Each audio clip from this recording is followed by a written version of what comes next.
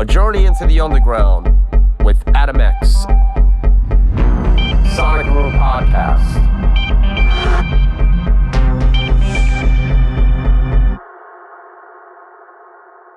I'm Adam X, and on today's episode, I sit down with Berlin native DJ Pete, aka Substance of Hardwax Records.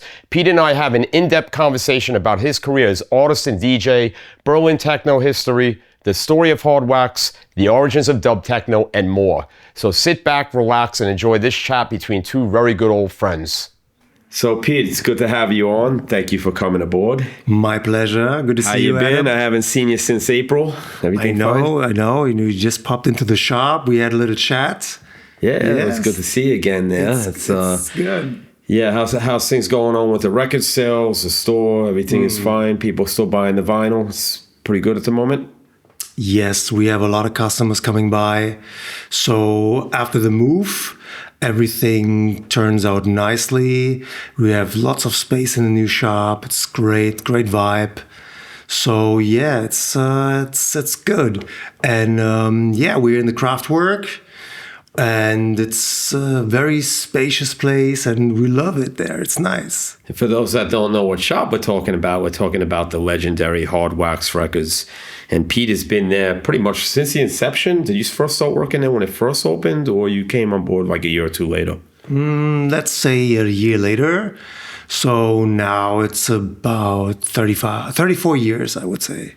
That is incredible. Do you know that I lived in Berlin for 18 years, but I only had my record shop for 15 years. And when I look back and I think, wow, 18 years, it went by really fast, but 34 years, that is insane. It's amazing that the shop also was able to withstand that really bad period in the early 2000s where all the record distributors and many of the shops such as mine, we all went out of business. It was a really tough time, and I'm sure you remember that period. Tough times for us too.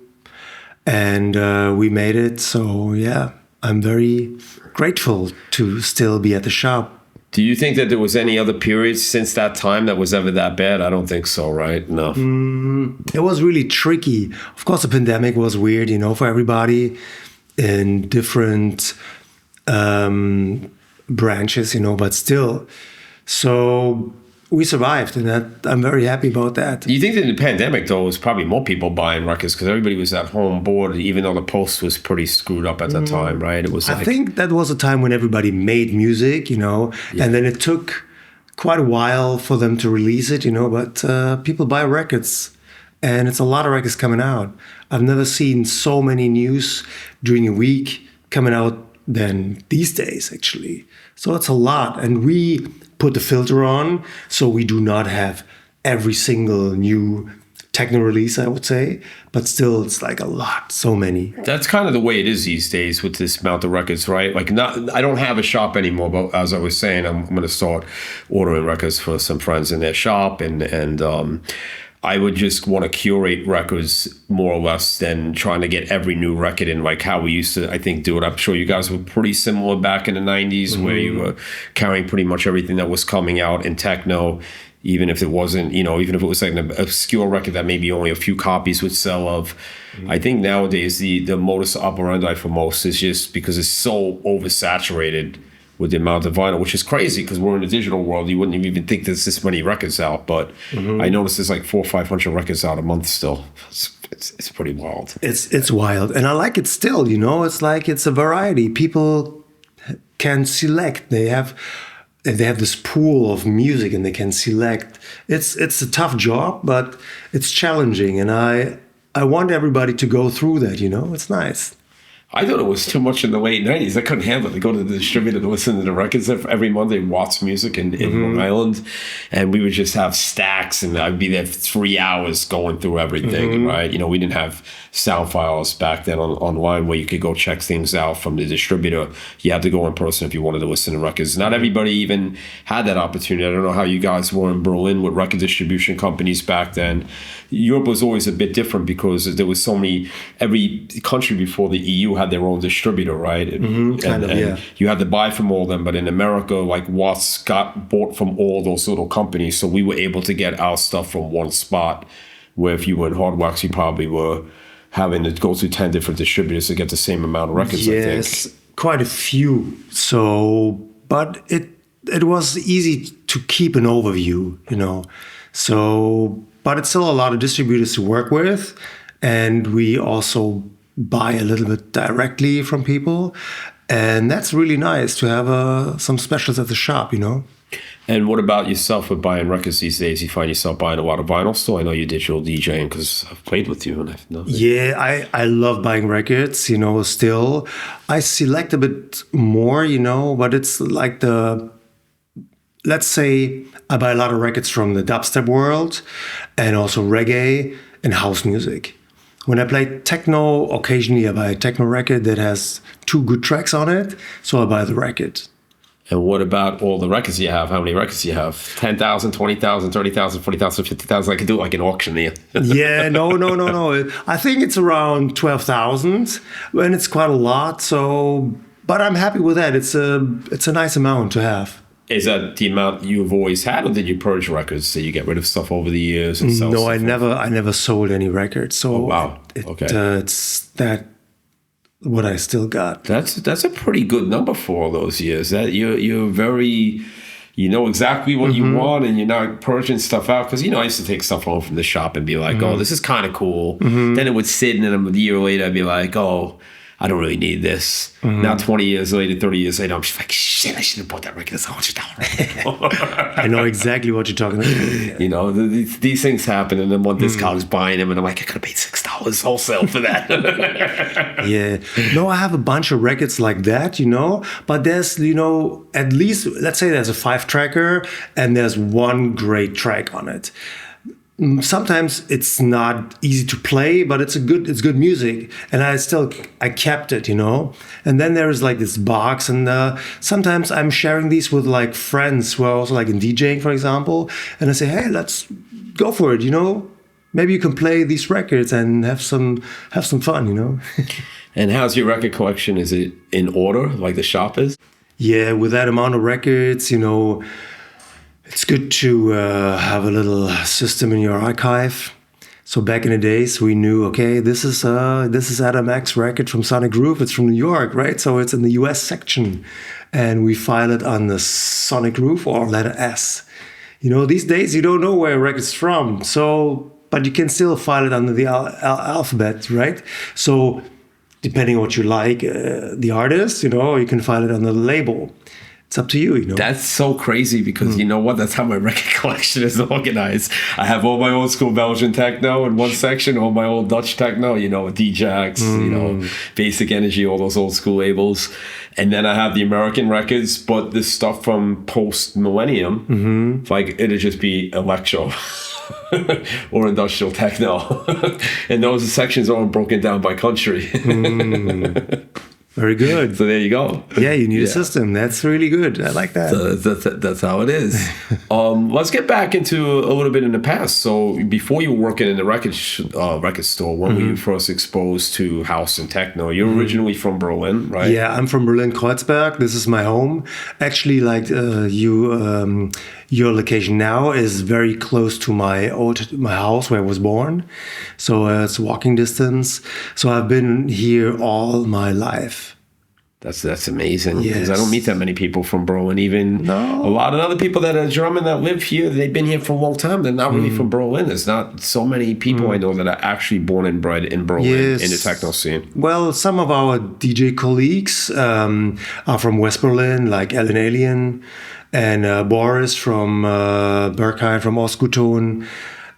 Sammy D, I think he's a West Berliner as well. And Soundhack.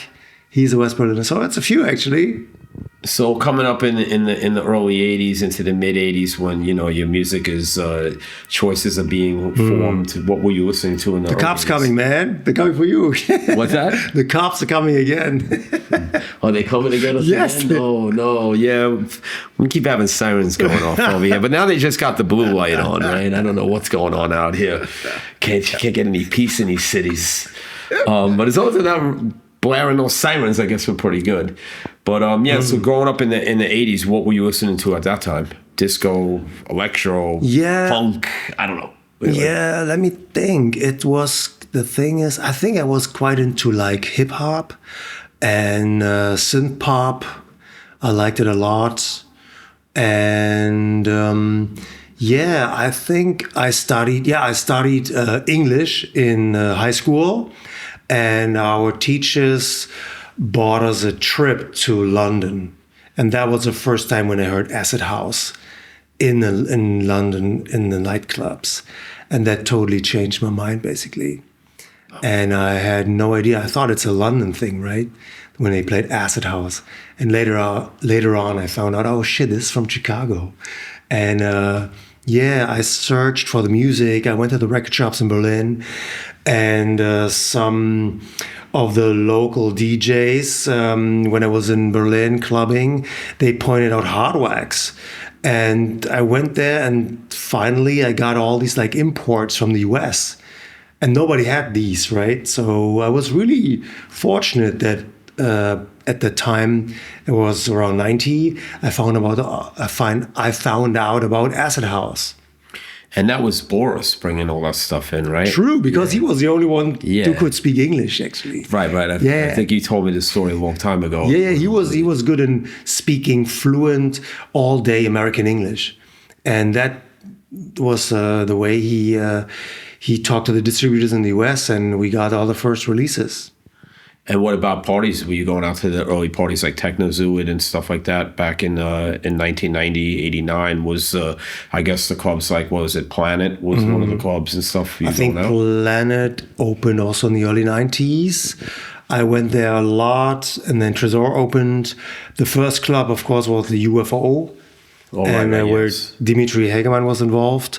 And UFO was where? That was, what area was that in? Is that where Tresor was? Kreuzberg also. Actually in the same street, Köpenicker Straße. This was the first one. And later on, it moved to Kleist Park, which is a subway station in Schöneberg. Yeah, I know. So, that was the early days, and it was a lot of fun. So you grew up in Schöneberg as well?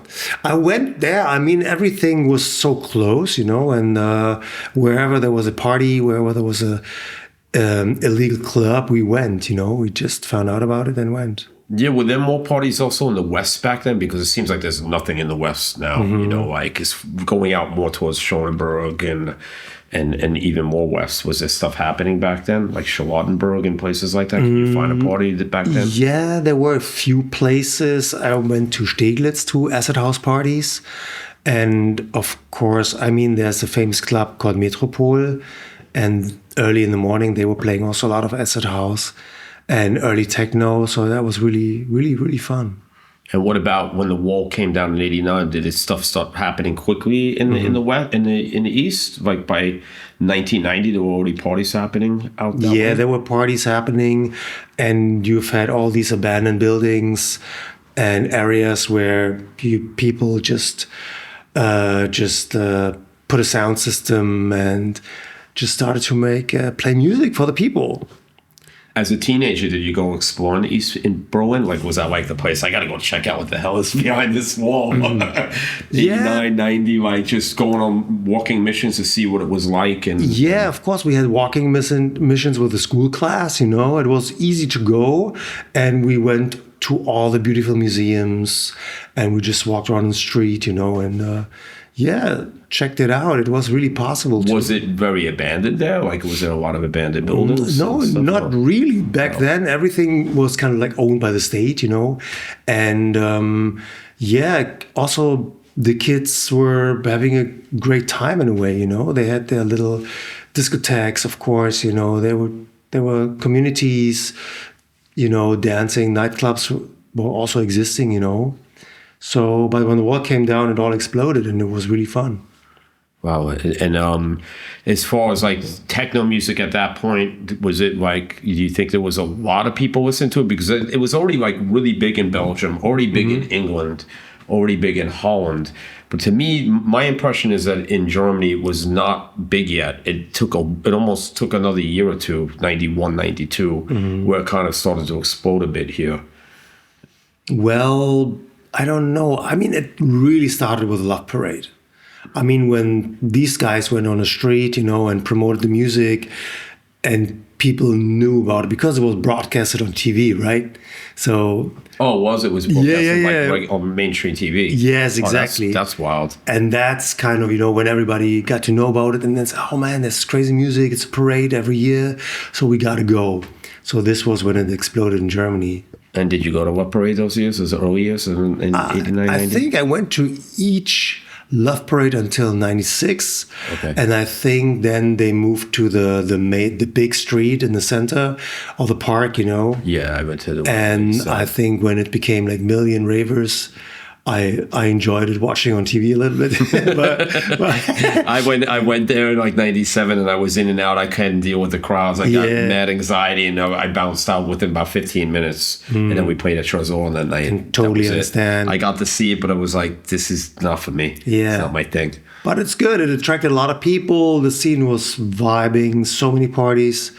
And yeah, it was good for the music. And yeah, everybody in the world saw, hey, Berlin, that's a great city for techno, and we like to go there.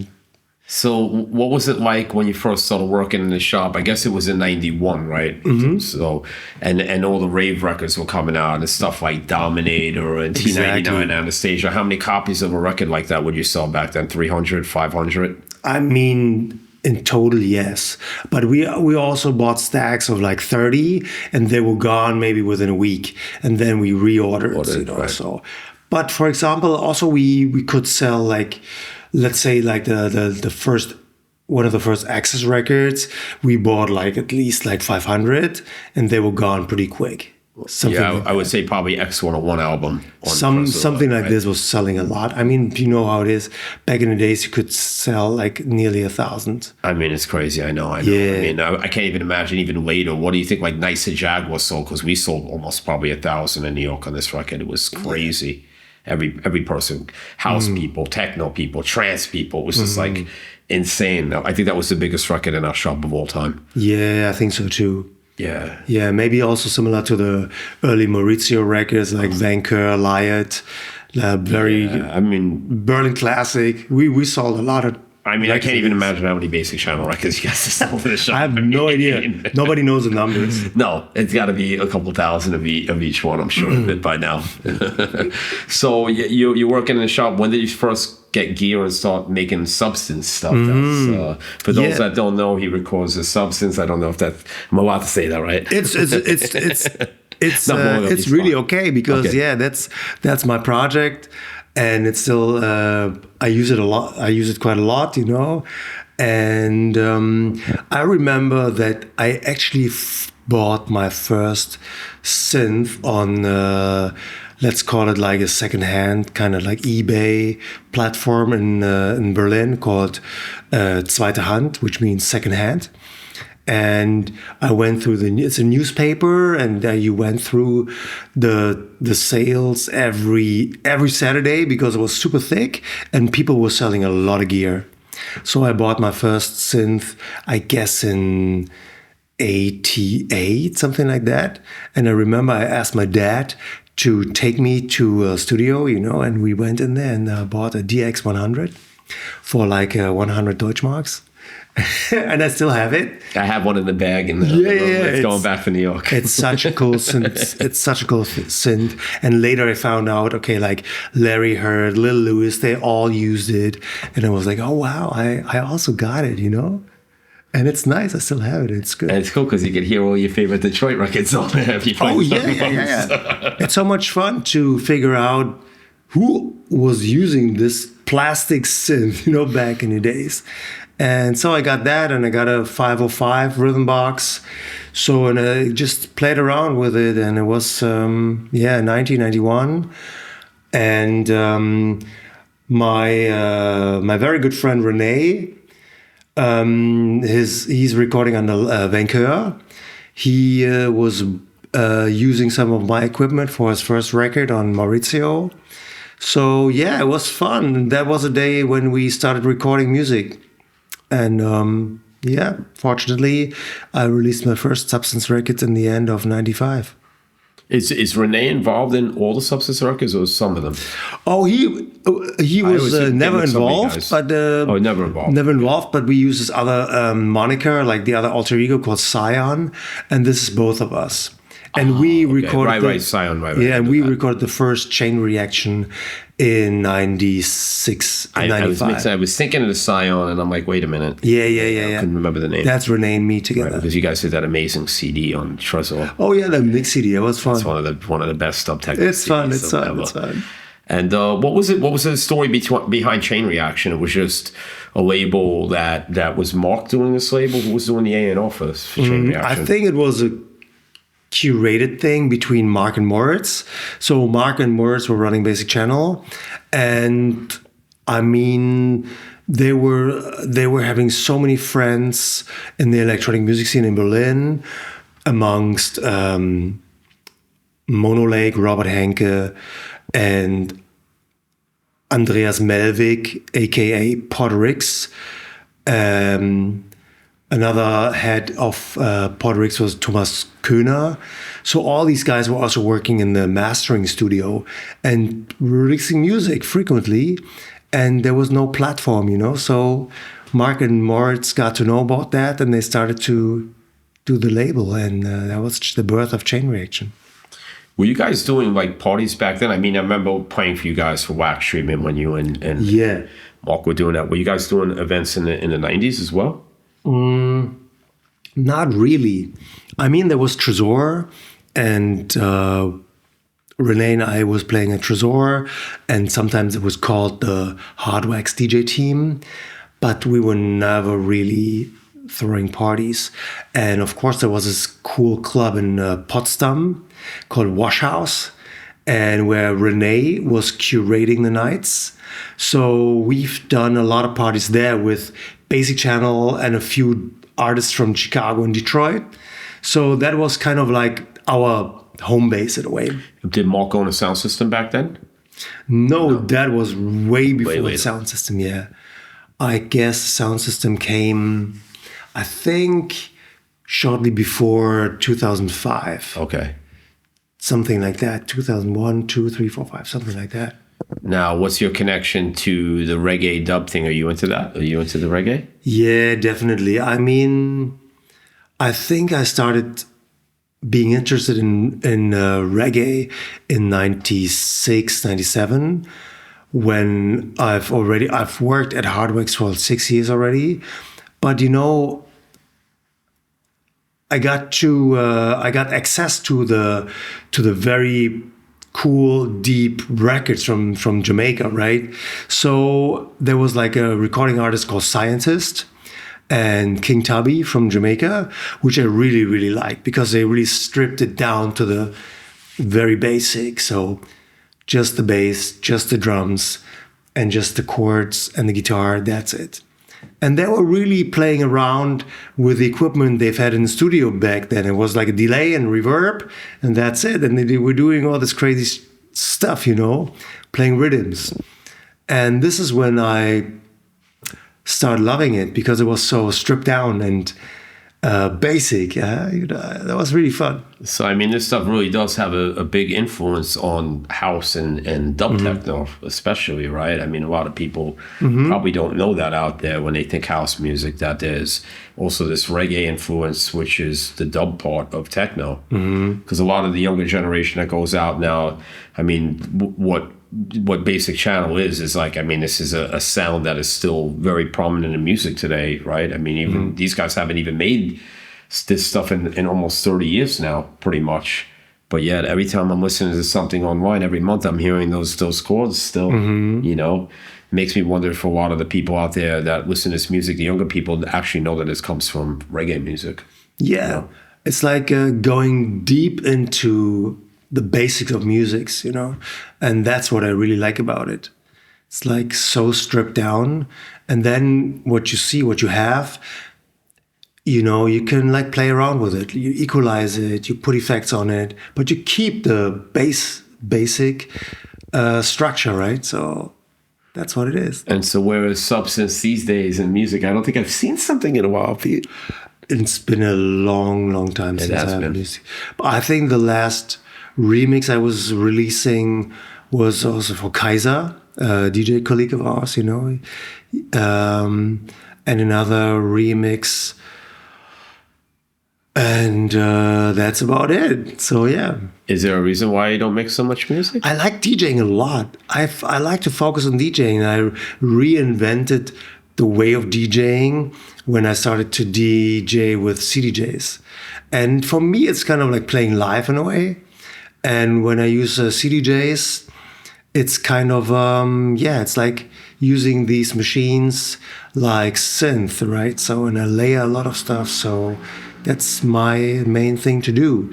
And it's a lot of pleasure, and it's good. It's enough for me. It's hard to go back to vinyl. I mean, I love collecting records, and I love playing records at home.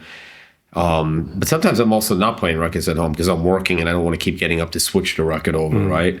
But when it comes to actually DJing, I hate to say this, but I don't have that much interest in spinning records anymore. It's like I'd rather just listen to the record from beginning to end. This is more my preference when I'm buying records than sitting there and DJing in the house. In fact, I haven't even DJed at home, believe it or not, probably since like the early 2000s, just before to listen to music at home. How do you feel about DJing with vinyl? Have you done it recently? You still play with records at all? Frequently. So I have this night with Finn Johansen at Paloma Bar, and we play. It's like house music all night long, and we have a theme. So it's like Chicago, then it's like New York, or it's like German house music, or it's only garagey UK stuff or breaks influenced house. And we present tracks. We do little easy mixing and merging, and we give a lot of respect to the song. And this is when I think it's good to play records, because it has a certain classy vibe to it, right? And it gives honor to the whole thing. To the record, to the label, to the artwork. We show the artwork around and have all this, like, you know, it's nice to play house when it's on a record, you know. That's the difference, I think. I mean, I could say today I was in a shop and I was listening to records, and I just identify with the record more, the label, the artwork, it sticks in your head. It's such more of a personal connection than listening to a file. It will be like this forever. Yeah, there's just something really organic to it when you're listening to new music and you're listening to it on records versus skipping through it on a computer or skipping through it with a needle is completely different. I do miss that part. Yeah, I think with DJing for vinyl, I don't know. For me, it's I don't know, you can't let things ride. It's stressy. Isn't it a bit stressy because you know the record's going to run out if you don't get out of the mix in time? I think it's all right. I know. It's really all right because, you know, when I prepare for a house night, you know, I have my sections and I know, you know, okay, these records are all like one genre in a way. It's like one vibe. And I know I will play this after another, and then I maybe switch to a little different style in a way. And that's like an ongoing thing, you know? I mean, I liked your set when you played at that club Oost and you did the old school set. You played all the early 90s. That was amazing. And the mixing was perfect. And yeah, that is it is challenging, actually. So it's not that I wouldn't do it.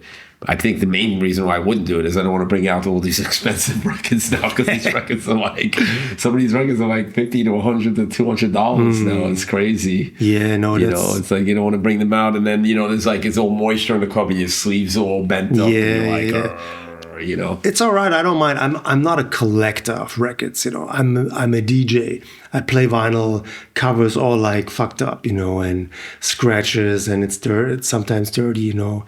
It really belongs to it, you know. Yeah, I used to be sort of in between that. I always had a double copy of something if it was something I played a lot, right? You know, keep a nice clean copy. Yeah, I mean, one of these days, I'm sure I'll do a vinyl set. I'm always up for the challenge, remember? Let's do a vinyl set together. Can I borrow your records? Yeah, you know, the records are in storage, man. I mean, yeah, we could. I would be pretty down to do that, actually. Totally. It's something that, you know. Yeah, it's like telling we stories. We did our tag team before in Paris. It was good, except I played the monitors too loud for you. It was all good, man. I can adapt. I played the monitors too loud for everybody. The song guys hate me. I can adapt. That's really good. No, it's fun. I remember this very well. You should definitely do that. So yeah, you're playing out a bit still. You've been doing gigs and feeling good about it, traveling. I love it so much, and yeah, I look forward to any gig, anything, any new country I go to. It's really fun. It never gets old, this shit, man. No. It really doesn't. I love it the same as I always did. It's just the passion is always going to be there for it. I feel the same way. Yeah. And I mean, we go through these ups and downs with the music and where it's all going and stuff. But, you know, I think now techno's proved that it's timeless, right? I mean, you know, you can play older records, you can play new records. I think there was this like urgency back in the 90s, if you remember, like to just keep playing new music all the time because it was coming out so quick. And, things were moving really, really fast. But I think in the last 20 years, the music genres move slower and you can, you know, go with it for a much longer period of time and don't have to play the latest, hottest records that are out. There's just some music, you can't even keep up on it anyway. No, it's not like that. I mean, I play a few new records, a few new tracks, but basically, you know, when I play digital, I play a lot of old stuff. You know, I have an old groove running and then I'm adding new music to it. You know, if an old track reminds me on something and I can add something that is released recently, and I just make my own mix, right? So it's like remixing a thing or just adding stuff. And it's really fun. I don't have to play all the new stuff, not at all. Yeah, I like mixing it up. I love playing old stuff, new stuff, and mixing it all together. It's just like the fact that you can play a record from the early 90s and mix it with something new. It's just amazing that the music is like that we're able to do that. Because I always thought that the music from the 90s would date pretty hard by now. And I don't find that at all like that. No, I agree. What's being in the shop and you're being around the pulse of really what's going on musically?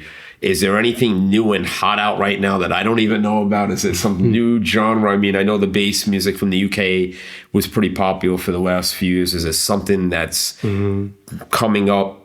You know, I was in another shop and somebody was playing me a minimal techno record, like the stuff that was coming out in the out decade, but was 140. And I'm like, is this the next thing? Like this kind of like German minimal techno at 140? Is this like going to be the new thing?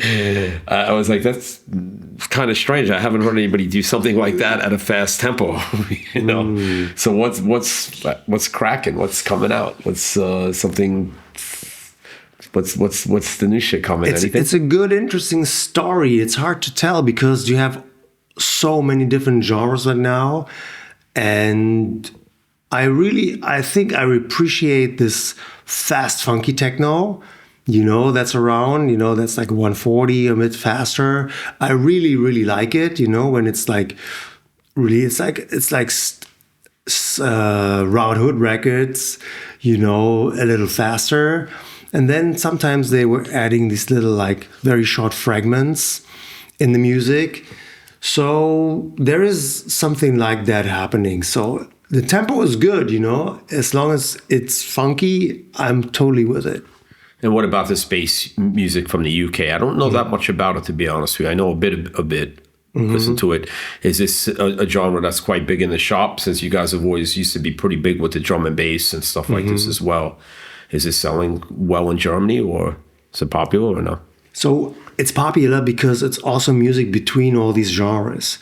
And so many techno artists grab the UK stuff as well as the people that only play like dubstep or something to merge between styles. And that's the interesting part, I think. And what about dubstep? Is there like a resurgence of this sound a little bit I think people do release dubstep a lot.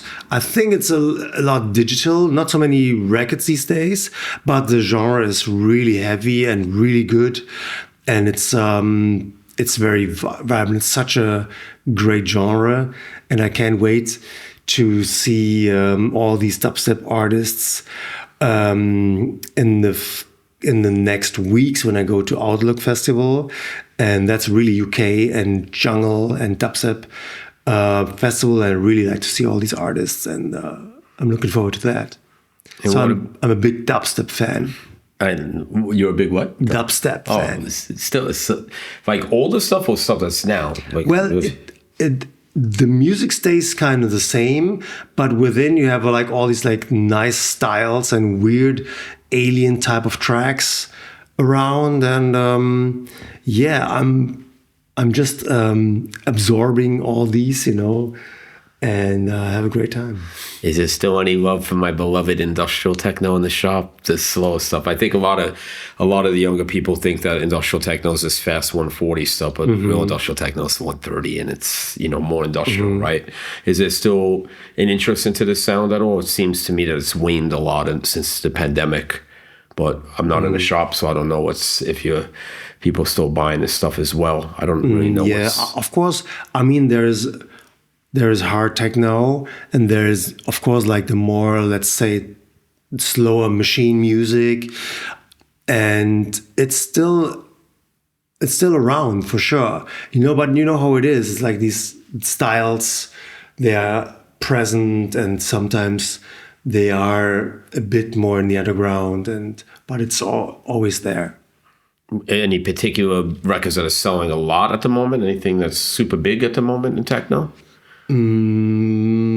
It's hard to say. There are a few labels that sell very well from Belgium, from the Netherlands, and I wish there would be more from the US actually, because I like the stuff from the US, you know. Yeah, I don't know what's going on with all the US stuff. You know, Detroit used to be such a hotbed of talent and techno, but a lot of the artists there started to make more house-based music and not really like this Detroit sound anymore. And it doesn't seem like there's so many people pushing the sound there anymore, like just a little bit heavier on the techno side of things like it used to be. But I think that's also is pretty same for America in general. There's not so many big techno labels anymore there like it was, and I'm not sure where it goes with all of this there. Yeah, I guess music isn't so regional based anymore, so it's hard to tell. Everything very hard to tell. You know, you know, and I know back in the day, each city had its own sound, and it's not really like that anymore. You can listen to a record and not actually even know what you can identify what country or place it's from. But in the 90s, it wasn't like that. You could tell. You'd be like, that's a British techno record. The minute you heard it, you were like, that's from New York. That's from Detroit. And then there will be a few people that can emulate this stuff very well, right? Yeah. No, it's like merging, which is kind of cool. It's interesting. It's a challenge to find out about, hey, where is it from? Who made it? You know, it's like pretty cool. And living in Berlin for all these years, where do you see the scene at the moment? Do you still find it super exciting here? Do you think it's not as good as it was 10 years ago? Or what's your take on the scene at the moment here? So I still like to go out a lot. I want to see what's happening in the clubs. And it's various new places I like to go, but I also like to go to the classic techno clubs like Berghain and Tresor. You know, it's every time when there's an artist or DJ I like, I just go, you know, and most of the time I see another DJ that I like, you know, and it's really cool. I like clubbing because it inspires me like it used to, you know, so it's really cool. Do you think that gentrification has a lot of effect on what's happened in the scene in the last years, as far as, you know, a lot of the clubs have closed, like Watergate or Renatus on the verge of closing, and do you think that everything is just even more expensive here? Do you think this affects the scene here and people going out and the overall vibe of the city? I think it will affect the scene, but you always have people that try to do something new. Also like small events or something like that. Maybe they hire or rent a venue. So it's these little niche things happening still. And I like that. It's pretty cool. Yeah. I mean, I'm just always trying to figure out, I feel like the city's gotten so much more expensive in that maybe a lot of people that would travel here from other cities don't want to come here anymore because it's again, sometimes I feel like I'm in New York with the prices here. You know, it's like really not ideally even the best place to live anymore if you're young and you want to like try to make it in music. It's just the rents are getting pretty high here and stuff like that. And I wonder, it's got to have some sort of effect on the scene a little bit, you know? Yeah, I mean it's a frequent change, that's for sure. But I mean, people celebrate, and if they celebrate the music, if they celebrate themselves, it's the best thing that can happen. Do you think there'll be any bigger clubs to open in Berlin, or is it going to be just smaller stuff? Good question. Maybe not bigger clubs. Good question. We will see what's happening. I have no idea. Yeah, there's not really, I don't think there's a space for it. Let me ask you a question. One thing that I always found a little odd here, even all the years I lived here, is like in other places, especially like in America, like in New York and in LA, we always had like a lot of warehouse parties and underground parties. Was there ever like a point where there were a lot of warehouse parties in Berlin? And is there a reason why there isn't? Do the cops just show up if there's somebody wants to do a warehouse party somewhere? I mean, back in the days, there were warehouse parties, but you know, there was this place called Halle Weißensee, where the first Mayday parties took place. That kind of was a warehouse party, but quite mainstream as well. But back in the days, it was kind of connected, you know. So, yeah, no, I haven't seen so many warehouse parties back in the days.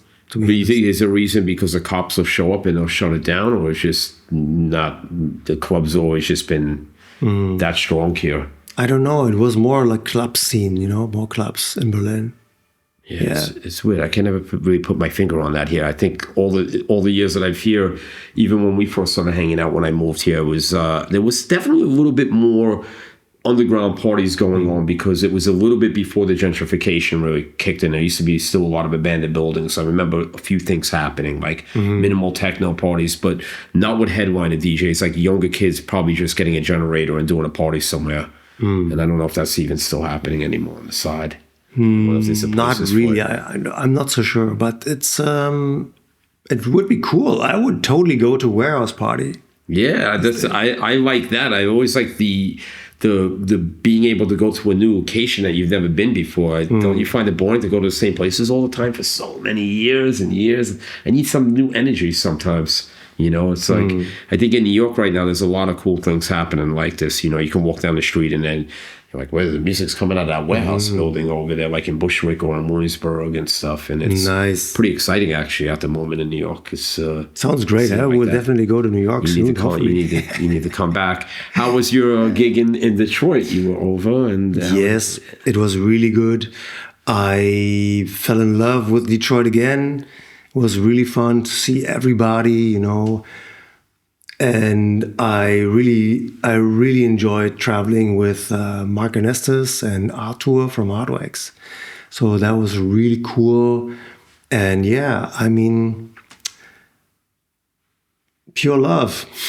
Yeah, it's definitely a different experience to the way people party and just the nightlife there. It's a lot different than here. Did you go see People's at Submerge and stuff? Did you go over there? Yeah, just for a little bit. Of course, you know, you want to see Mike and hear one of his stories, and then feel, okay, this is why I do this. You know, this is what is important. You know, and I saw Moody Man and Theo Parrish perform, and that's really special to me because you will never see these guys performing together. Yeah, that was fun. Detroit's a special place, man. It's like, especially during movement and just going there, it's like a pilgrimage every year. You know, it's already 25 years since they've been doing these events in that location down there. It's changed hands a few times, but Paxos has it for almost the last 20 years. And it's still great that it's still like the only thing in America that's like that. You know, like we don't have, you know, all the stuff, these big festivals that are all around Europe. That's kind of it, actually. No, I had the best time in New York and Detroit. And I want to thank DVS1, Zach. He invited me to play Wall of Sound. It was an incredible warehouse character party, really cool.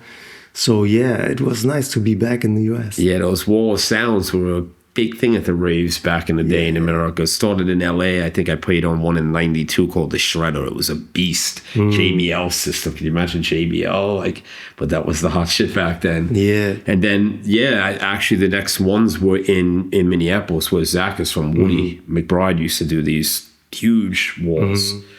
What was the experience like playing on that? Because you're not really the DJ. I haven't been to this party that Zach does, but the DJ is kind of off on the side, right? You're not really like where most parties you're in front with the DJ. The people are facing the system instead of the DJ there, right?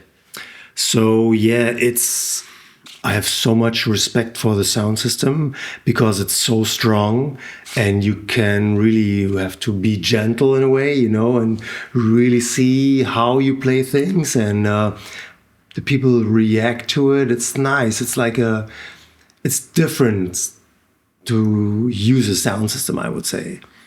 Well, you guys were having the sound system in Hardwax. Where's that Killian sound system these days? Yeah, Killer Sun. Yeah, and Killer Sun, that's how you pronounce it. It is also like it's different. It's creature. It's so alive, you know, and it's different. It's like a partner, you know. So it's a very nice way to present music, I have to say. But where's the system? You guys still have it, or did Mark sell it? It's in storage right now, okay. And.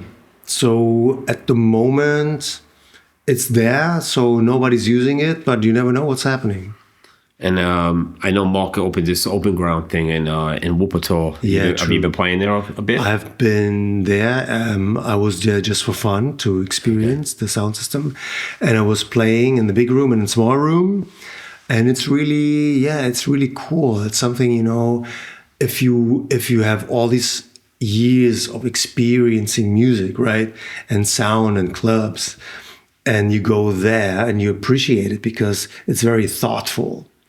And I like that you kind of like you step into it and you kind of like reset everything you experienced before, and then you just let go and see what is different to all the places you've been before, and that's a nice experience. Is this sound system like sort of like the Killen sound system? Is it like designed in a way for reggae music and stuff like that also? Like if you play this music on the system, would it have that flavor to it? So it is, the focus is on clarity and bass, of course.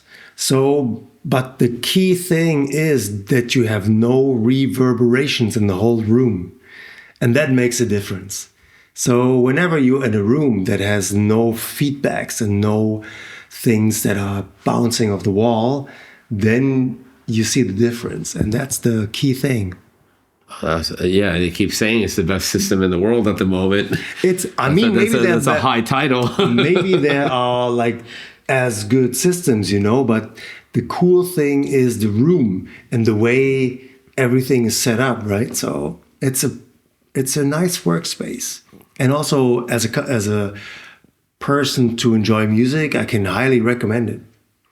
And how is it in Berlin at your studio? Are you able to bang the music and hear music in a high quality way, or are you stuck like, you know, it's hard to hear. I've had so many noise complaints when I was living here. It's all right. I mean, I learned how to make music on headphones, Same. But also like not using like full on sound because it's tiring. If you have full on, it's so tiring. So room listening level is fine for me.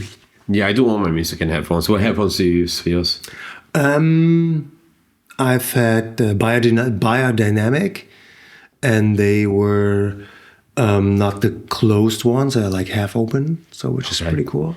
Yeah, I've been using Audio Technica MTH 50s. I love them. It's exactly what I make is exactly how it sounds on the PA. That's good. I swear by them, yeah. That's good. But I almost find that it's not easier, but it's better for me to make music in headphones because I can hear everything. Everything is, every detail, all the trails and stuff. And I don't know about your hearing. You've been doing this a long time. Is your hearing really good still? I think I do, yeah. I think I do hear very well. I mean, sometimes you have this, let's call it subconscious difference between the left and right side, because I think it's because of using headphones on one side only. Yeah. So there's a little loss. But if you go to the doctor, they will tell you, okay, at your age, your hearing is fine.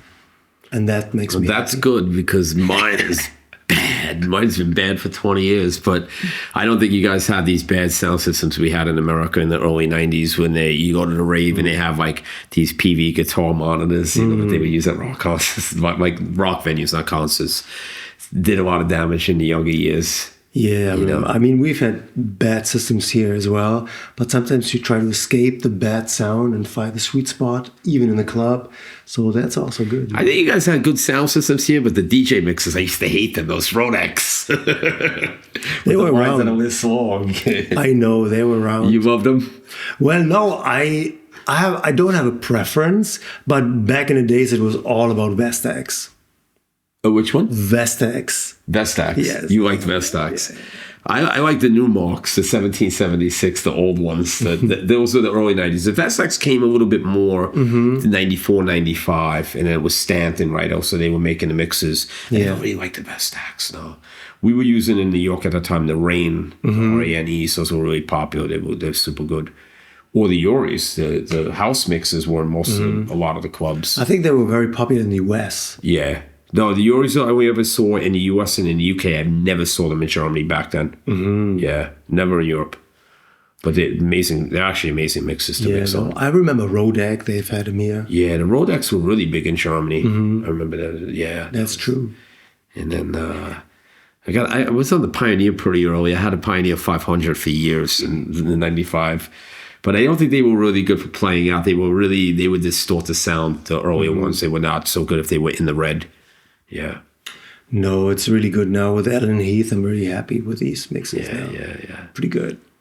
All right, man. Pete, it's great to have you on. Thanks for having you for me. doing It's this good to late see hour you. session. Thank you so much for coming through. Appreciate Sorry about it. the ambulance and then my train of thought on the one word. Half is out of brain freeze. They are chasing us, man. And I hope to get up with you soon. And that's it. Peace. Peace. Sonic Room Podcast.